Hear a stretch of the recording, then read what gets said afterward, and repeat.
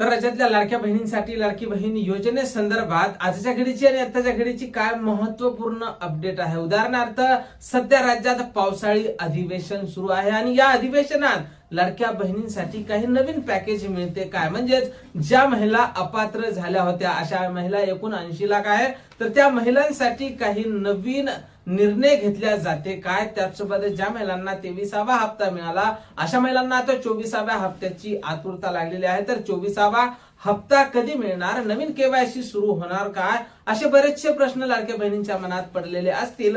तर त्या सर्व प्रश्नांचं निवारण आपण आजच्या अगदी थोड्याशा व्हिडिओमध्ये करण्याचा प्रयत्न करणार आहोत। त्यापूर्वी तुम्ही जर नवीन असाल तर नक्कीच आपल्या व्हिडिओला लाईक करून चॅनलला सबस्क्राईब करा। नमस्कार, मी भाऊसाहेब गोळे स्वागत करतो तुमचं लाडकी बहीण योजनेच्या एका नवीन व्हिडिओमध्ये। तर पाहून घ्या लाडक्यांनो, सध्या राज्यात पावसाळी अधिवेशन सुरू आहे आणि हे पावसाळी अधिवेशन 10 जुलै पर्यंत चालणार आहे।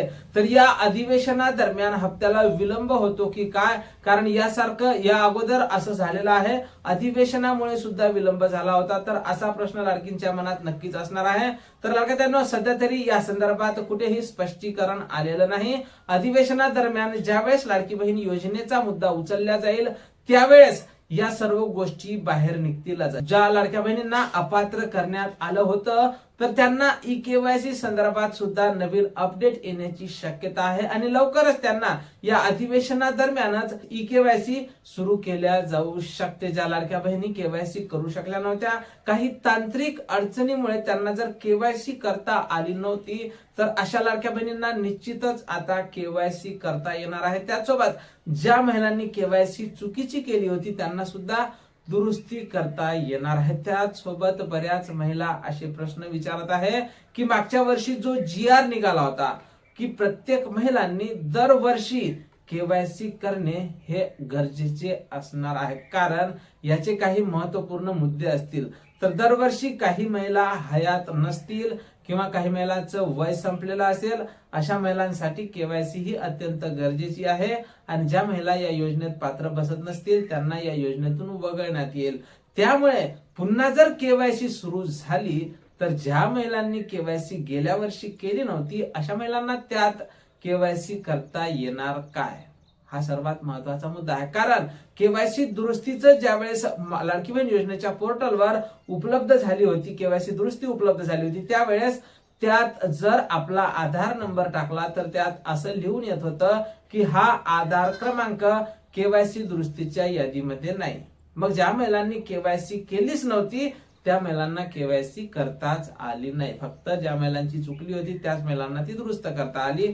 तर या संदर्भात राज्य सरकार लवकरच काहीतरी निर्णय घेईल आणि तुमच्यापर्यंत सकारात्मक बातमी आपल्या चॅनलवर नक्कीच पाहायला मिळणार। त्यामुळे तुम्ही आपल्या चॅनलच्या टच मध्ये नक्कीच राहिलं पाहिजे। आता राहिला मुद्दा, ज्या महिलांना मार्च एप्रिलचा हप्ता मिळाला होता त्याच महिलांना मेचा सुद्धा मिळाला।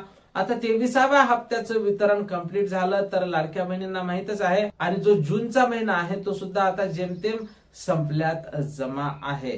तर या महिन्याच्या शेवटी GR येण्याची शक्यता आहे काय, कारण प्रसार माध्यमांवर अशा बातम्या येत आहे की मागच्या वेळेप्रमाणेच यावेळेस सुद्धा हप्त्याला विलंब होणार नाही।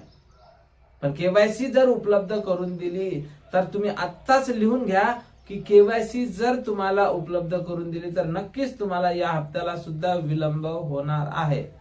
पण आता मग केवायसी कधी उपलब्ध करून देण्यात येईल त्या संदर्भात सध्या तरी आपल्याकडे माहिती नाही। पण केवायसी जर उपलब्ध करून दिली नाही तर निश्चितच या महिन्याच्या शेवटी GR येण्याची शक्यता आहे आणि त्या संदर्भातली माहिती तुम्हाला माहितच आहे, ऑफिशियल पद्धतीने राज्याच्या महिला बाल कल्याण मंत्री आदित्य तटकरे ह्या देतीलच।